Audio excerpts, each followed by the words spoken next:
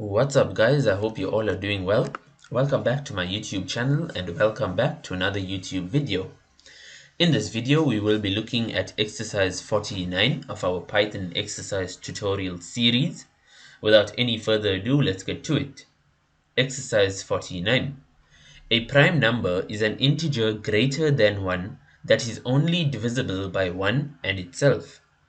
Write a function that determines whether or not its parameter is prime, returning true if it is and false otherwise. Write a main program that reads an integer from the user and displays a message indicating whether or not it is prime.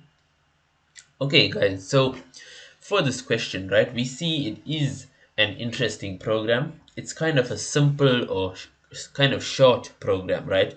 Because the logic they asking us to implement in this specific question is nothing too, extravagant, nothing too tough, right? We can do this easily. So essentially, we will the goal of this program is to basically let the user know if the number that they entered is a prime number or not.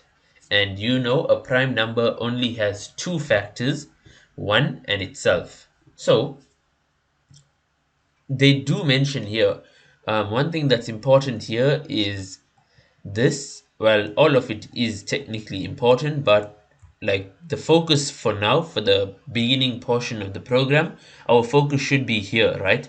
A main program that reads an integer, so we can clearly see and distinguish that the flow of input and output is basically going to be from the main function. As you know, we've been doing that all along, and specifically we just need one input prompt that's going to read an integer. So first things first is to very important to get the flow of input and output. So define main, that's the main function. Let's set up a variable that's going to store the input for the program. It's going to read it from the user. So let's do input. What we can do, it is reading an integer, so let's cast the input that's entered by the user to an integer. Please enter an integer. That's good. Next. So that's kind of the most important thing in the main program for now. Now I want to bring your attention outside the main function, and we are going to now define a function that's going to have the ability to take one parameter, which is basically there's it here, guys, the function that determines whether or not its parameter is prime. Now that tells us we are going to have a function, we can call it is prime. This function can have a parameter, let's call the parameter n for number, right? And it's this n parameter that's now going to be propagated inside the is prime function, and we are going to conduct a series of tests on n, right? And this is how we'll basically kind of establish whether a value is prime or not. So for this, the way in which we define prime numbers is, simple maths, more like the Python syntax to cater for the decision making of checking whether something is a prime number or not. That logic is easy, right? First things first, if n, that specific number that's entered by the user is less than or equal to 1, will return false. Now the reason being is because they specifically told us in the question's text prompt that a prime number is greater than 1. So first things first, we proceed to check if that number is less than or equal to 1. If this is the case, we'll return false to the main program or the main function. Then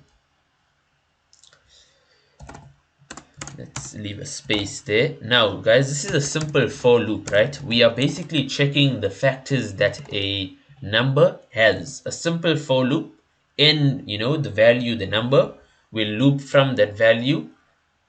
We'll loop from basically 2, that's going to be the starting point, and the ending point or ending number will be n. Now, what we do within this for loop is if n modulus I is equals to 0. Take a moment to look at this, guys. Nothing too difficult. You will realize that within the for loop, each time the for loop is iterating, right? So for each increment of I, what we are doing is taking that number that was entered or propagated, and we are modding it. By modding it, I mean we are checking to see if the number is entirely divisible by I. And if so, it basically means that we have a factor, right? A factor for n. And in this case, a prime number only has two factors, right? And if in any one of these situations the for loop actually evaluates to kind of true, then it means we are not working with a prime number. Because I'll give you an example, right? Let's say we entered 6 into the program. 6, we know for a fact, is not a prime number, right? So basically 6 will be propagated to this parameter. N is not less than or equal to 1, right?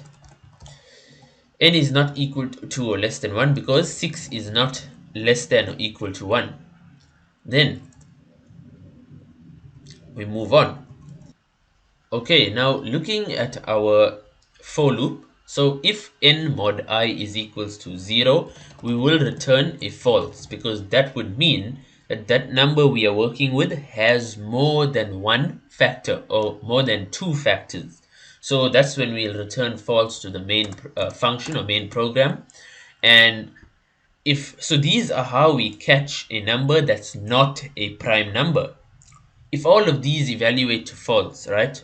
What I mean is if all of these don't get triggered, so basically we are that means that boolean, if it's not false, it's true, and then we'll return true to the main program. So that's that. Now we come back to the main function. Inside the main function, it's time to give output to the user. So it's simple, as we've been doing all along. If is prime value, print this, or let's make it a bit fancy. We can say value is a prime number,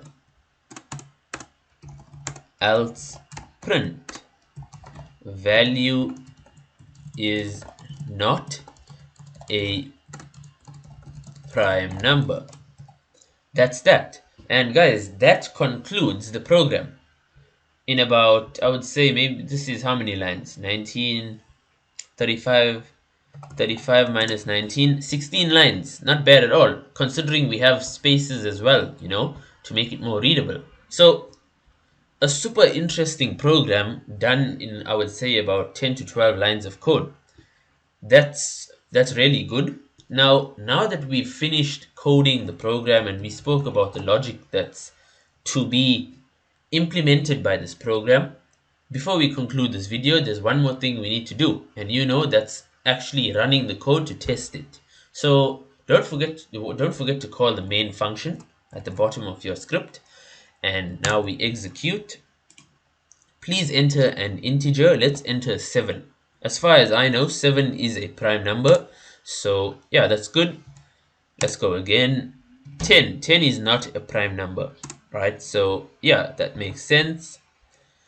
Let's do a large number, maybe 223.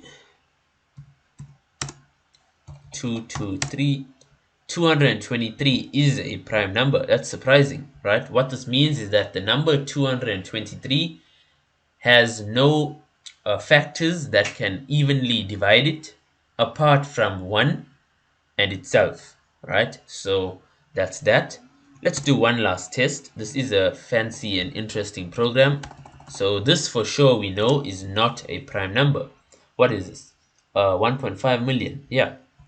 So that's that, guys. I do hope you found this lecture, or video interesting, and you have experience now, that well-deserved experience in Python.